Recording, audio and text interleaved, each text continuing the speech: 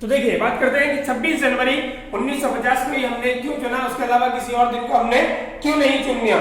तो सुनिएगा कि संविधान जो है ये आपका बनकर के तैयार हो गया 26 नवंबर 1949 को। ठीक, उसके पीछे का और थोड़ा सा बैकग्राउंड में आप जाइए, बात पीछे आपको जाना पड़ेगा। 31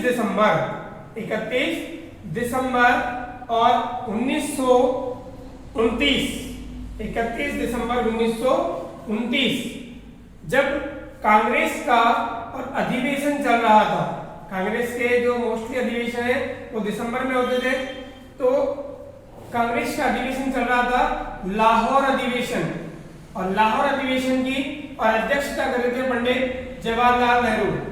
पंडित जवाहरलाल नेहरू जी इसकी अध्यक्षता कर रहे थे। ठीक है, उस समय पंडित जवाहरलाल नेहरू जी और सुभाष चंद्र बोस जी के जो रिलेशनशिप थे बहुत अच्छे थे। बाद में उनमें मतभेद हुआ, लेकिन उस समय तक बहुत अच्छी उनकी बॉन्डिंग थी। तो जब 31 दिसंबर 1929 को और अधिवेशन चल रहा था, कौन सा? लाहौर अधिवेशन, कांग्रेस का लाहौर अधिवेशन चल रहा था, तो वहां पे और कुछ लोग जो है वो ब्रिटेन से, देखिए हम बहुत पीछे जा चुके हैं तब की बात कर रहे हैं हम लोग, तो ब्रिटेन से या इंग्लिश जो गवर्नमेंट है इंग्लैंड से ये डिमांड कर रहे थे कि हमें पूर्ण स्वतंत्रता भी नहीं दी जाए तो कोई बात नहीं, हम डोमिनियन स्टेट भी रह सकते हैं, डोमिनियन स्टेट भी हमें दे दिया जाए। लेकिन उस समय पंडित जवाहरलाल नेहरू जी और सुभाष चंद्र बोस जी दोनों ने और ये वहां पर कहा कि हमें डोमिनियन स्टेट नहीं, हमें पूर्ण स्वराज चाहिए, हमें पूरी स्वतंत्रता चाहिए, यानी डोमिनियन स्टेट को उन्होंने नकारा, पंडित जवाहरलाल नेहरू जी और सुभाष चंद्र बोस जी ने। ठीक है, तो पंडित जवाहरलाल नेहरू जी ने जब लाहौर अधिवेशन के तहत लास्ट में अंतिम में भाषण दिया तो उसके तहत और पूर्ण स्वराज की मांग की।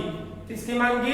ब्रिटिश गवर्नमेंट से या इंग्लैंड गवर्नमेंट से पूर्ण स्वराज की मांग की। और उस दिन जवाहरलाल नेहरू जी ने और नेताजी सुभाष चंद्र बोस जी ने भारी जनसमूह के साथ सभी नदी के तट पर इंकलाब जिंदाबाद के नारों के बीच झंडा फहराया था, तिरंगा जो है वो फहराया गया था।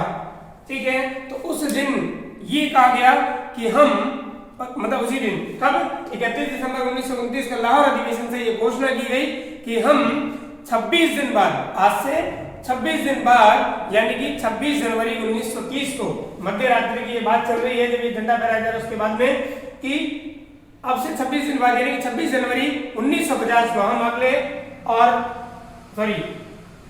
26 जनवरी 1930 को, यहां से बात कर रहा हूं, जब 1929 में बात कर रहा हूं, तो यहाँ पे 26 दिन बाद में यानी 26 जनवरी 1930 को इंग्लैंड से पूर्ण स्वतंत्रता प्राप्त कर लेंगे, ये घोषणा की गई, यानी कि 26 दिन बाद। तो 26 जनवरी को ये दिन आता है, यानी कि उस दिन की महत्वता को और समझने के लिए, उस दिन के महत्व को समझने के लिए, ठीक, और हमने 2 महीने इंतजार किया, यानी कि 26 नवंबर 1949 को संविधान बन चुका था, फिर भी हमने उसको 26 जनवरी 1950 को लागू किया। उस दिन की महत्वता को की लाहौर अधिवेशन से, और ये बात रखी गई कि हम 1929 में ये बात रखी जा रही है कि हम 26 दिन बाद में यानी कि 26 जनवरी 1930 को और पूर्ण स्वतंत्रता प्राप्त कर लेंगे। और उस दिन के बाद में 1930 से और 26 जनवरी 1950 तक स्वतंत्रता दिवस 26 जनवरी को ही मनाया जाता था, पहले स्वतंत्रता दिवस।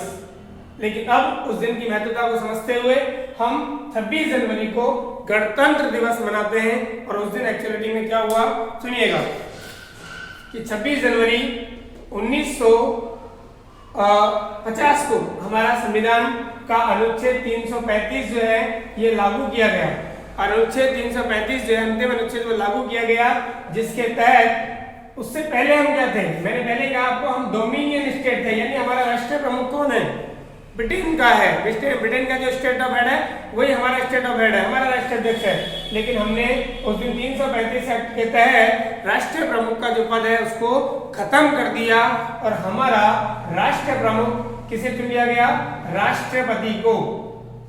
26 जनवरी 1950 के बाद हमारा जो राष्ट्रीय प्रमुख है वो ब्रिटेन का शासक नहीं है, ब्रिटेन का महाराजा नहीं है, वो कौन है? राष्ट्रपति है।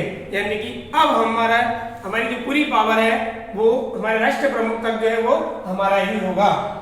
राष्ट्रपति का जो पद है वो हमारा राष्ट्र प्रमुख होगा। हमने ब्रिटिश जो राष्ट्राध्यक्ष का पद हमारा चल रहा था 15 अगस्त 1947 से 26 जनवरी 1950 तक बीच में, उसको हमने खत्म कर दिया।